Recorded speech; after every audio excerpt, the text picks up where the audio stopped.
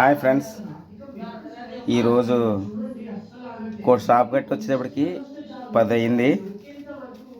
బయట ఏం తినడం ఇష్టం లేక ఇంట్లో చపాతీ చేయడానికి ప్రిపేర్ చేశాను. ఇవి గోధుమ పిండి ముద్దలు చపాతీ. ఇవాళ కోడిగుడ్డు ఫ్రై చేస్తున్నాను. చపాతీ కోడిగుడ్డు ఫ్రై చాలా బాగుంటుంది. మీరు కూడా ట్రై చేయండి. చపాతీ కోడిగుడ్డు ఫ్రై చాలా బాగుంటుంది. వండుకుని తింటే.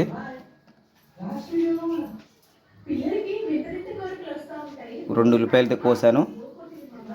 పచ్చిమిర్చి ఎక్కువ వేసుకోవచ్చు, బాగుంటాయి. ఎక్కువగా కారం కూడా ఉండదు. ఇది చాలా బాగుంటాయి. చపాతీలోకి పచ్చిమిర్చి కలిపి తింటే చాలా బాగుంటుంది.